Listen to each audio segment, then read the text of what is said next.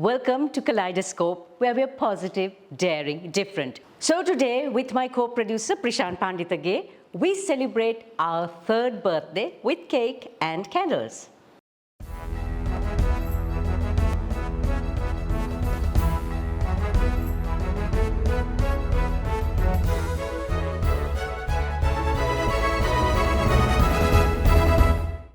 A heartfelt thank you and a slice of birthday cake to our partners on the show, Srilanka Life, CDB, The Daily Morning and Made by Her. Thank you for being on the journey with us.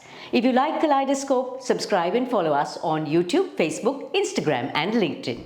You can now start a CDB iDeposit digital fixed deposit and experience a range of special benefits from CDB.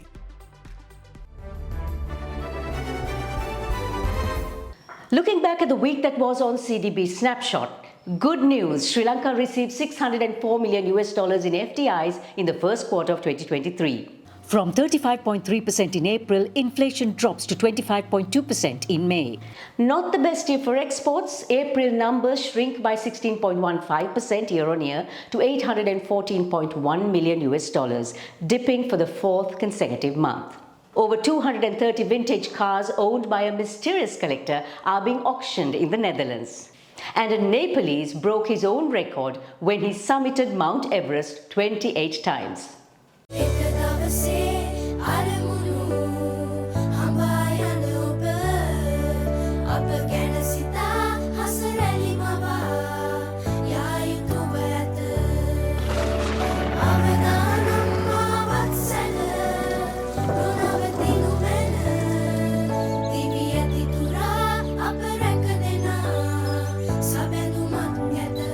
You focus on your goals. We will take care of the risks. Srilanka Life.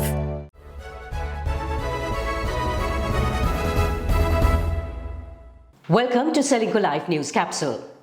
SOEs have been hemorrhaging public funds for decades, and of the 420 SOEs in the country, 52 generate losses of 727 billion rupees. There's now a renewed call for privatization, with the success of Sri Lanka Telecom's privatization being held up as a good example. But is this a blanket option, or should we be more selective? Research Associate at Verite Research, Dr. Malathi Knight, puts some clarity into the discussion. Malathi, welcome. There's been a lot of discussion about the restructuring and privatization of SOEs as a panacea for our woes. But can we lump all SOEs into the same boat and pack them up for privatization? Well, the short answer is no, we can't. Privatization is not a silver bullet for all SOEs. Every SOE has unique structural and organizational features, and each operates in its unique marketplace. Now, take the top 5 loss-making SOEs from about 2020 to the first 8 months of 2022. For instance, CEB and Sri Lankan Airlines. All of these require deep restructuring, but the approach will differ. And there are a range of reform options other than privatization, from performance contracting to PPPs to listing on the stock market. Now, I think that full privatization is apt. Very important for an entity like Sri Lankan Airlines. It's been losing 472 million rupees a day and is not, in my opinion, a strategic entity. But entities like CEB, where transmission is a natural monopoly and which provide essential services, may require a more gradual approach through unbundling and the infusion of competition. Some or most of these SOEs are large giants, and if privatized, can swallow the industry whole. That would mean they become a monopoly and not the best resolution to our problem. How do we go about this? SOE restructuring has to be accompanied by solid competition-oriented regulation to ensure fair competition with other market players. It is competition in the market and contestability for the market that make the difference. Now, how best to introduce competition will vary from entity and by circumstance. But we do need a strong and more capable competition agency, the Consumer Affairs Authority. And we really need to sit down and work out how best to make CAR a more effective enforcer to make sure that everyone, including SOEs and newly privatized SOEs, compete fairly. Let's check out our stock, oil, and gold markets this week. At the Colombo Stock Exchange, the all-share price index fell by 2%, while the average daily turnover levels remained below 500 million rupees.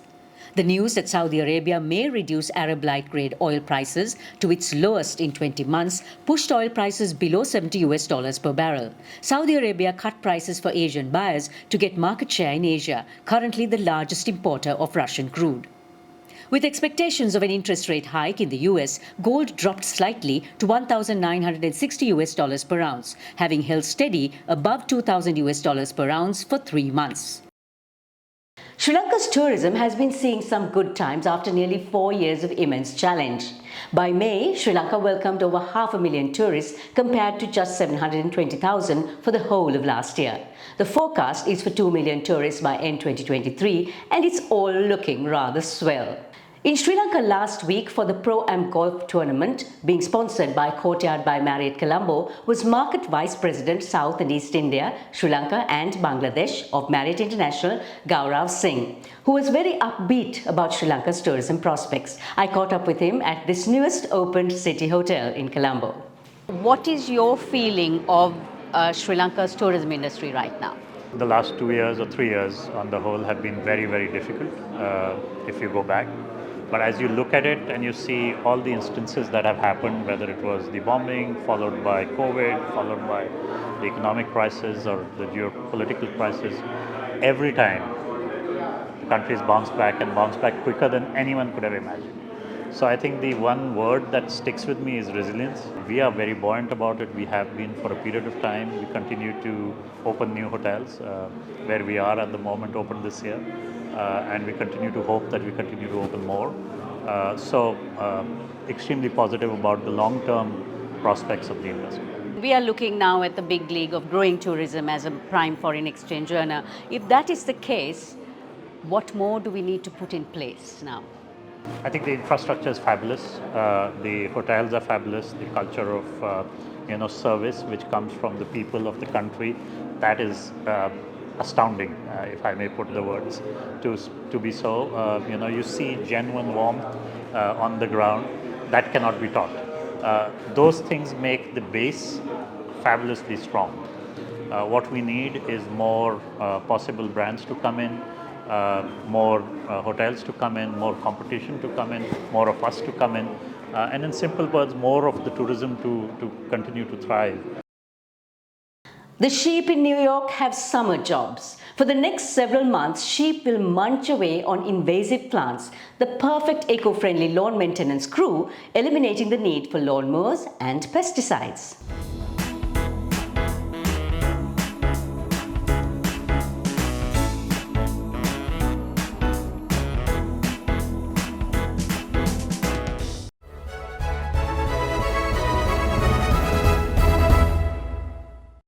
On the cricketing field, Roshan Mahanama is a legend.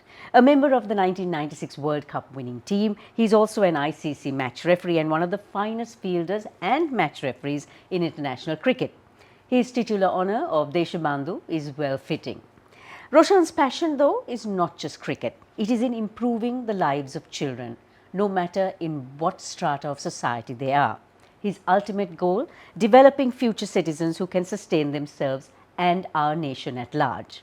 His giving is driven through the Roshan Mahanama Foundation and no less than 10 other charities as well.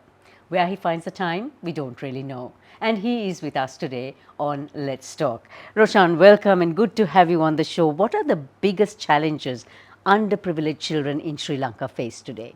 I think the challenges that these children have is the basic rights. I think that's been taken away from them. Lack of education because the parents can't afford. Malnutrition is becoming a huge issue. These are areas that I've been involved and working with, and them not having a safe environment. Children get abused sexually, physically, and so on. And I think at the end of the day, children are our future, and it's important that we give them whatever we could, because if they suffer on the long run, the country is going to suffer. There's only one center for children who've been sexually, physically abused. So my aim is to try and build another center or two, and to make sure that we create a safe environment for the children of our country, as they are going to be our future. Where is the country falling short in actually addressing these issues? There's no one policy, or there's no national policy. I think it's important that government organizations such as social welfare, health, women, child probation come together and have those national policies. I know there are policies that have been put in place with some of these government organizations, but there's no point in putting them in cupboards and keeping it. It's about implementing them. I think some of these government organizations have identified the areas that they should be getting involved. That's why I said there's no one plan, national plan for these to be implemented and taken forward. What are the realities of children living in urban settings and rural settings? Really speaking, Savithri, there's no difference really. Urban poverty is huge. I've been all over the last 1 year mainly. I have been visiting more or less all the places, these community places in and around Colombo, and I realized that urban poverty is huge and people don't realize, and the needs of children from the rural areas to some of these children is pretty much similar. It's just that the meals have been cut short from 3 to 2 to 1, and I think it's more in and around Colombo than in some of these places out of Colombo. And what happens is, yes, the parents' responsibility is to try and keep their children comfortable as much as possible.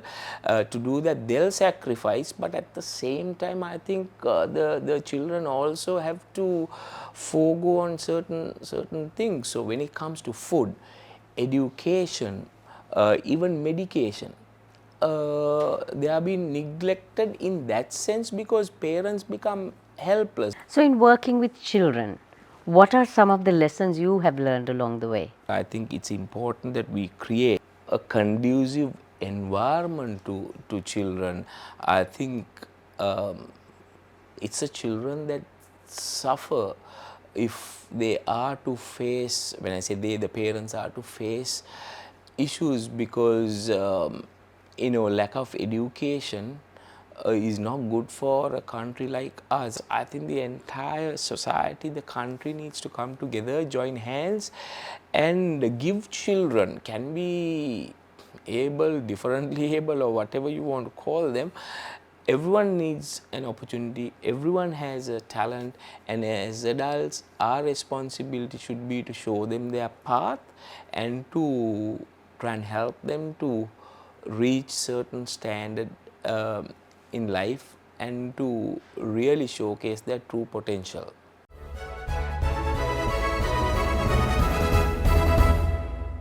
He is the conductor of an orchestra that creates symphonies on a plate. Michelin star chef Dominique Schroeter, chef de cuisine at La Riva in Switzerland, was at the London Grill Cinnamon Grand Colombo last week. Celebrating Kaleidoscope's 3rd birthday, on Life in 60 Today, we celebrate some magic with Chef Dominique. At the chef's table at the London Grill, each plate is marked with his signature modern twist on French traditional cuisine and the influence of East Asia, each holding its own in texture, flavor, and the canvas of gastronomic artistry which he brings in from years of creating compositions in Hong Kong, Singapore, Thailand, Japan, and England, and now Sri Lanka. And he adds his extensive and inherent knowledge of wines into the mix, each gastronomic marvel paired to create a magnum opus on the palate. He is truly a master of his craft. And so, celebrating our 3rd birthday, we give you a little piece of cake and we'll be back next week.